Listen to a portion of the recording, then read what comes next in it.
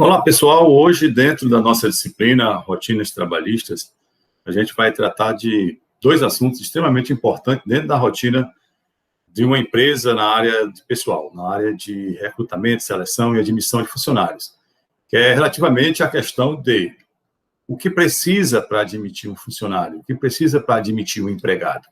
Isso é importante, porque as empresas têm que ter conhecimento, e vocês que vão atuar nessa área, aqueles que forem ingressar na área administrativa, têm que ter esse conhecimento e essas informações que são importantes.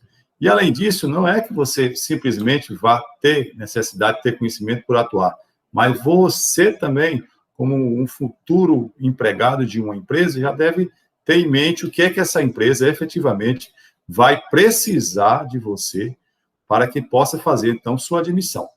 Esse é o primeiro ponto. Depois nós vamos trabalhar aí com o CAGED, que nada mais é do que um cadastro geral de admitidos, demitidos, desligados, pessoas que tiveram rescisão ou aqueles que tiveram a sua admissão na empresa. A empresa também é obrigada a informar, fazer essa informação para o Ministério do Trabalho de quem está sendo admitido ou quem está sendo desligado da empresa durante determinado período.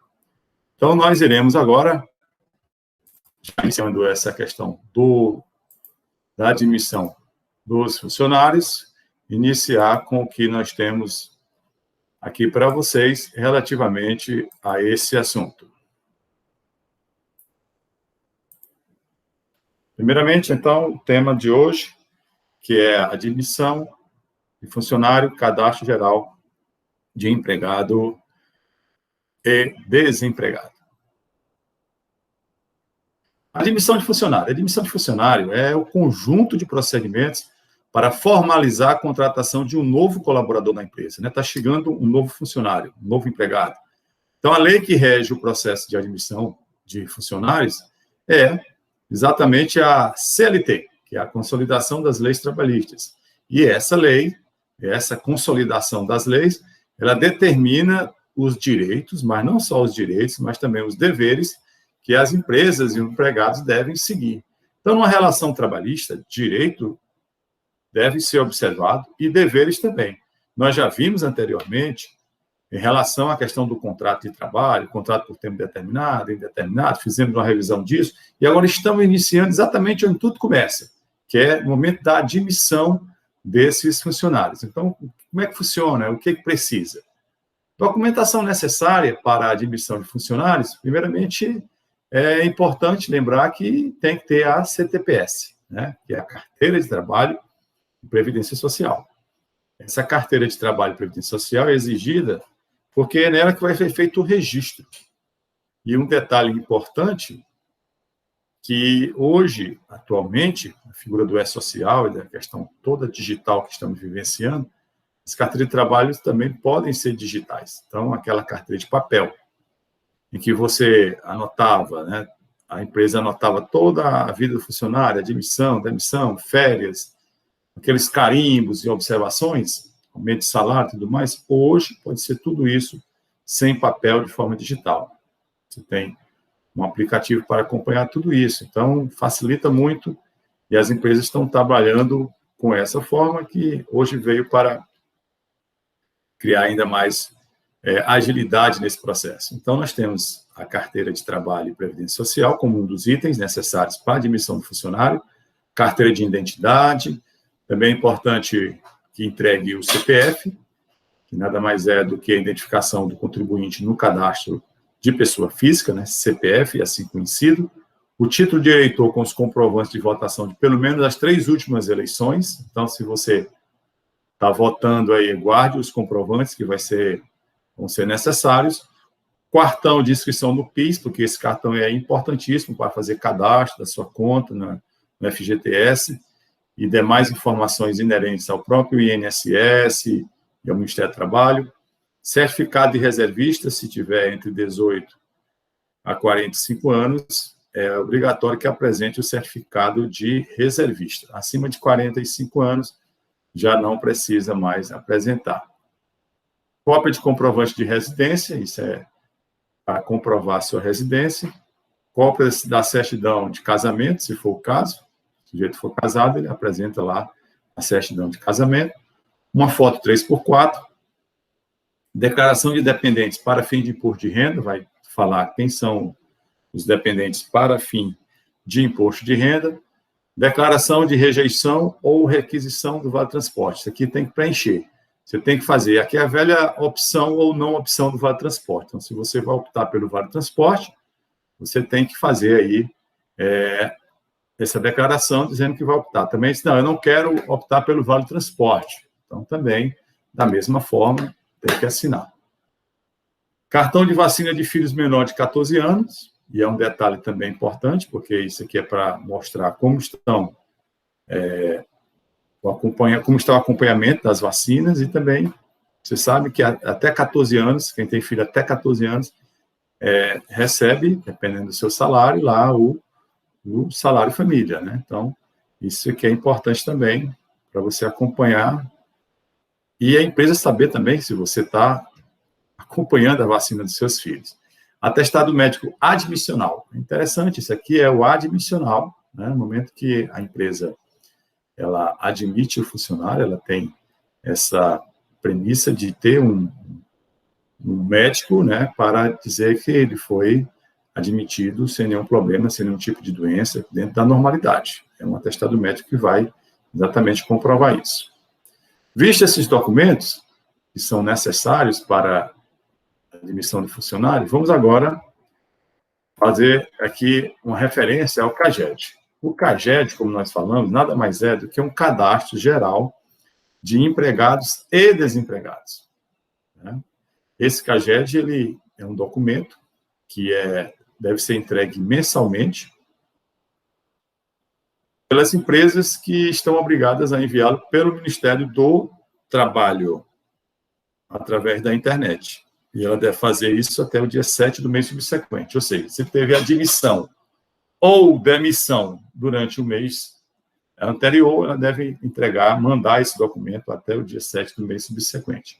O CAGED ele já está dentro do E-Social, então as empresas que estão no E-Social já estão inseridas, né, com essa obrigação, mas aquelas que não estão ainda, tem algumas empresas que não estão no E-Social, elas devem entregar.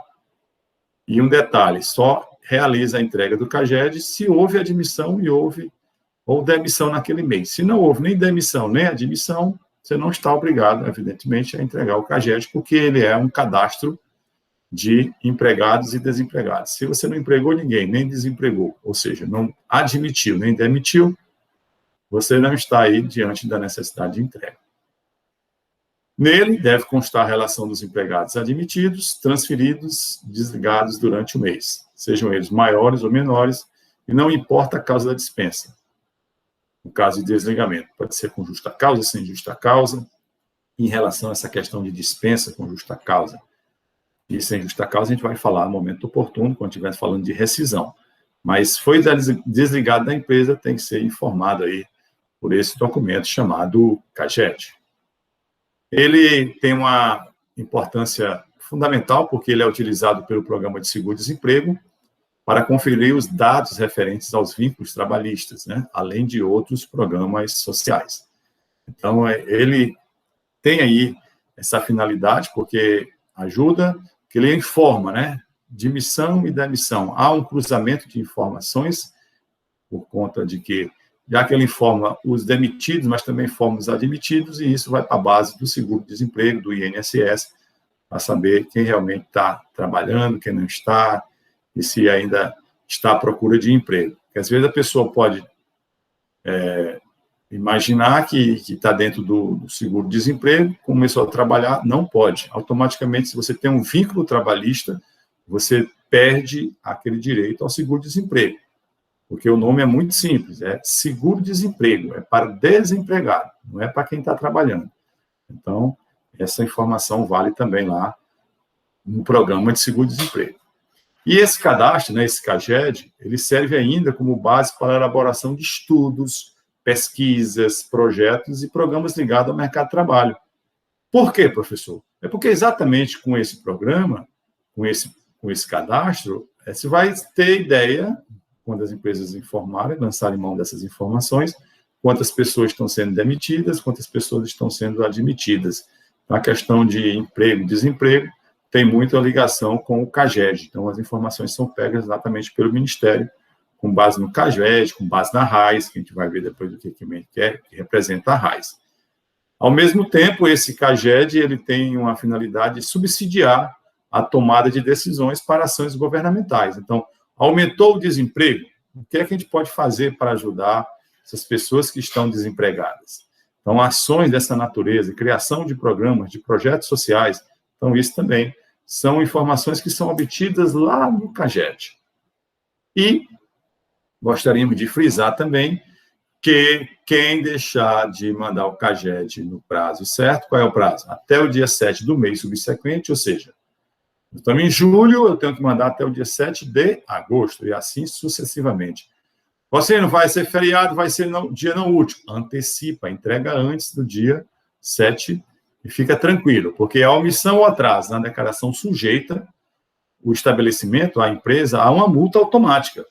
Nesse caso, é necessário preencher o documento de arrecadação de receitas federais, que a gente chama de DARF, em 2 vias, informando no campo 4, o Código da Receita 2877, que é o próprio dessa multa, e no campo 14, outras informações especificando, que é uma multa automática da lei número 49.23/65, que é essa lei que trata da multa aí do CAGED. E, para encontrar o período de atraso, iniciar a contagem a partir da data máxima permitida para a postagem das informações, ou seja, 7 do mês subsequente à movimentação não declarada. Então, se a empresa deixou de declarar o CAGED, até 30 dias ela vai pagar por empregado, porque o cálculo dela é feito de acordo com o tempo de atraso, né, por mês e a quantidade de empregado. Então, até 30 dias, por empregado, ela vai pagar, deixou de informar, R$ 4,47. Se esse atraso for de 31 a 60 dias, por empregado, ela vai pagar R$ 6,70. Se ela deixar de fazer essa informação, a multa vai aumentando aí, observem, acima de 60 dias, ela pagará por empregado R$ 13,40 e fica nesse valor. E aí é importante que se pague, porque isso vai gerar, se a empresa não tiver enviado, uma eventual fiscalização, essa cobrança dessa multa, que poderá, inclusive, sofrer aí sanções da fiscalização, como cobranças de outras multas que podem se agregar a essa em uma autuação da fiscalização. Então, pessoal, era exatamente essas informações que nós queríamos repassar para vocês hoje sobre a admissão de empregados e como é que funciona, quais são os documentos, e também falar sobre a questão, né, desse CAGED, a gente conhecer um pouco mais o que representa o CAGED. Por conta disso é que nós aqui agradecemos a atenção de vocês, estudem esse material, que é mais um material aí, objeto de trabalho, de estudo da nossa disciplina, admissão de funcionários e CAGED. Obrigado pela atenção de todos e até a nossa próxima aula.